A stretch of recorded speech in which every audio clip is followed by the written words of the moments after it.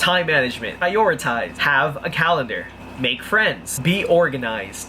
Yes, while all those things are very, very important, I've heard them frequently in videos on YouTube, and I definitely wanted to take a different angle or a different perspective and provide you with different experiences that I had. Welcome. Are you a freshman, a new transfer, sophomore, junior, senior, super senior? Then this video is for you. What is up, y'all? My name is Jordan Agabin and you're watching my video. So today we'll be talking about something you haven't thought about this summer, and that is college. Today I'll be outlining the eight things I learned in college. Some of these things I wish I realized sooner in my college career. A lot of these things didn't become clear to me until my junior or senior year of college. So why am I doing this video? Because I care about you, duh. If I knew these sooner, it definitely would have saved me a lot of time, effort, a lot of energy. So without further ado, number 1, do not be narrow-minded with your education or your major. Just don't. You probably heard this before. You've heard this a lot. I know you probably have that plan ever since you were in high school, ever since you were in middle school. Everyone was like, Jordan, what are you gonna do in the future? I'm going to be a doctor. I'm gonna save people's lives. I want to make my mom proud, and it's just a reputable profession and well-respected, makes a lot of money.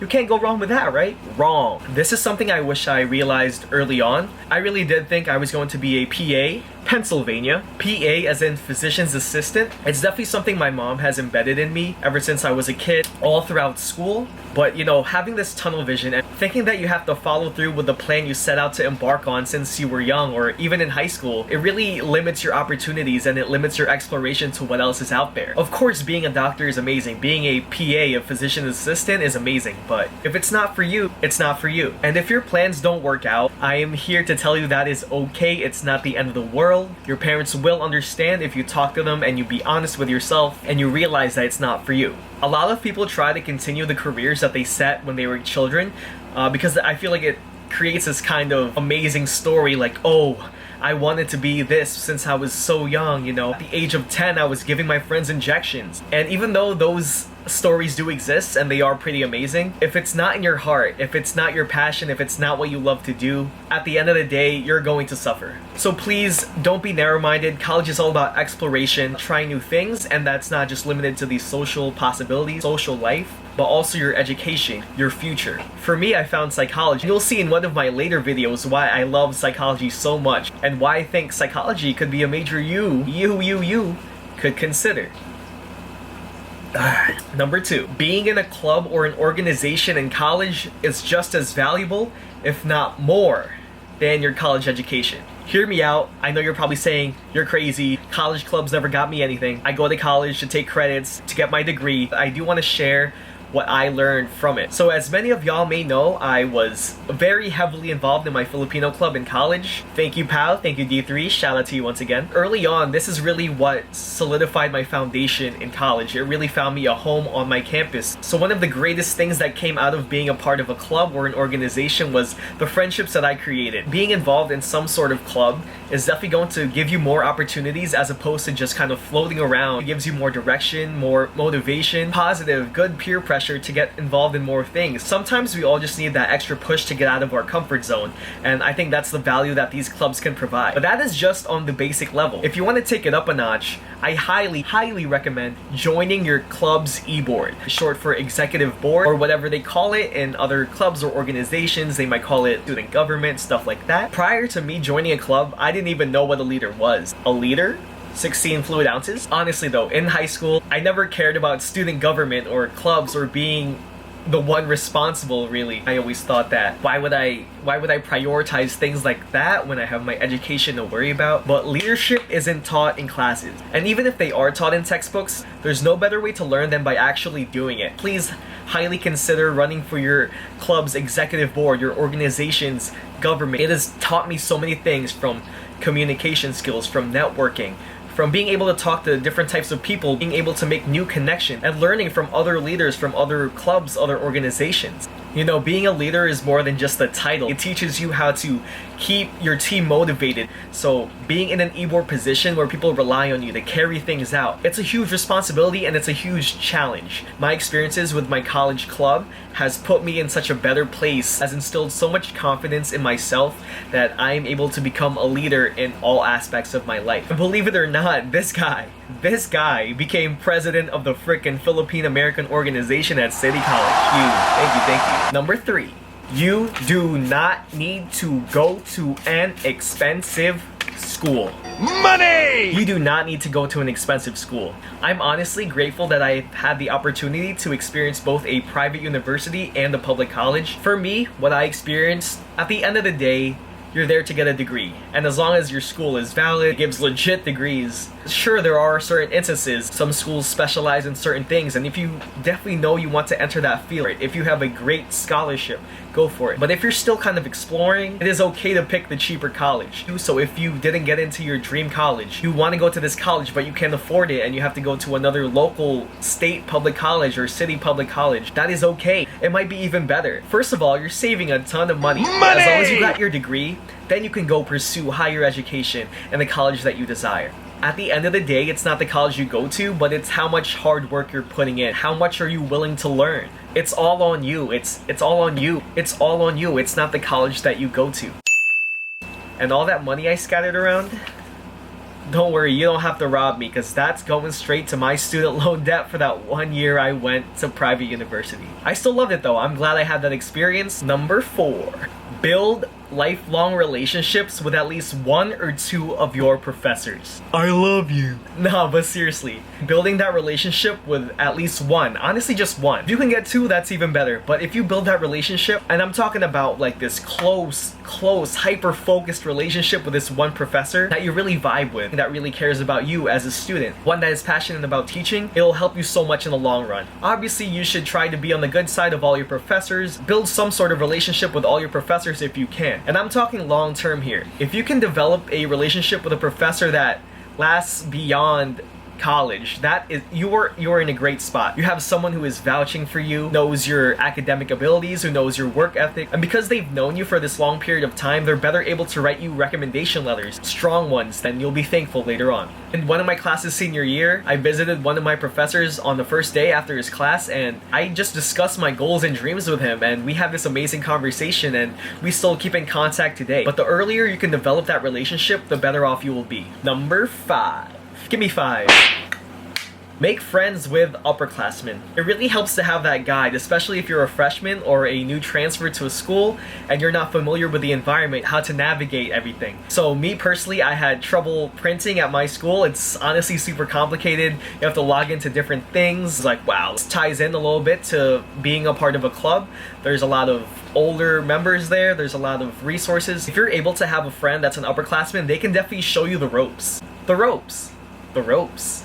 No, not those ropes. These upperclassmen can serve as your guide or mentors, and they can honestly give you so much information, ranging from what books to get if you shouldn't get the book, free PDFs, they might give you discounts, or just pass you down their old books that they don't need anymore. Can give you advice on professors if you have the same major, or food. I cannot even fathom how I went through the first couple of weeks eating that cafeteria food every day that I went to school. When I started having these friends that are upperclassmen, they showed me the local area, what places to go to, what places to get coffee, what's in the surrounding area outside of campus. They might even get lunch with you, and it even further develops your relationship and you made a new friend. This goes both ways. So when you become an upperclassman and you have some sort of experience, please help those that are new, because you know what it's like to be clueless. Your hope is that down the road they'll feel the same gratitude that you do, and it'll just be a domino effect of kindness and helping each other help make this transition to this new school as easy as possible. And the sooner we know, the more we will thrive and succeed. Alright, here we go. Here's the big one. Number 6. It is okay to skip class. Before you start berating me and telling me how much your tuition costs, hear me out. Of course you should go to class, but sometimes we just need that break. Sometimes we need that mental health break. Taking strategic breaks, I like to call them. We have so much stimuli coming at us each and every day, especially for freshmen and not seasoned veterans of college. You know, we aren't used to dealing with this overwhelming amount of new responsibilities, harder coursework, and just figuring things out at this stage. Even if you're a sophomore, junior, or senior, there are days that we just have bad days, whether it's due to our personal lives. We stay up late that night writing that paper and we just can't, because you have to put yourself first, self-care first at the end of the day. And how will you function better, and how will you even go to the next class and be more attentive, take better notes? How will you do better on tests if you haven't taken care of yourself first? And that will definitely affect the way you absorb certain facts, certain information, and it'll affect the quality of your work. This doesn't count for those people who are lazy. I know. I've been guilty of this too. There are times where I don't want to go to class just because I don't want to go to class. But please don't skip class for the wrong reasons. Skip it for important reasons. College can really wear you down, and with all the involvement in extracurricular activities, clubs, it really does get overwhelming. And if you have the right reasons, it's okay to skip class, and you'll come back stronger than ever. And if you do skip class, make sure to catch up on your work. If you have a friend in class, make a friend in class and ask them for the notes. What did they cover that day? Also, please be aware of how many absences you're allowed, if any, before you lose a letter grade, if your grade is affected by being absent. So most classes I've had allowed a certain number of absences. So this really helps a lot when you need that break, when you need to calm down, to recalibrate yourself, you know. And your classes will probably have a syllabus, and in each date they'll probably outline what's due on each day. As long as there's no quiz or exam or something mandatory that you have to be in for, it's okay to take that break. So you really have the upper hand here. You get to see what's coming up in the semester. I highly recommend sometime in the middle of the semester, so that it'll give you that extra push to carry out to the end of the semester strong. Really take that mental health break so you can take 1 step back and 5 steps forward. No, I'm not advising you to skip class. Don't be lazy, but I know we all need that break sometimes. I've definitely needed it too. And it's helped in the long run. You know, I come back into class, I'm ready to learn, I'm ready to catch up, and yeah. Alright, number 7. Alright, y'all, so number 7, we are almost there. Please make the most out of your school. You need to make the most out of your school. Yo, these desks are falling apart. My school has like no social life, everyone's like a loser. Oh my god, I pay like $10 million and these escalators aren't even working. Where is my tuition going? Oh my god, this food is so bad. I'm paying thousands of dollars for this. Listen, I've talked to a lot of my friends, I've heard about their college experiences.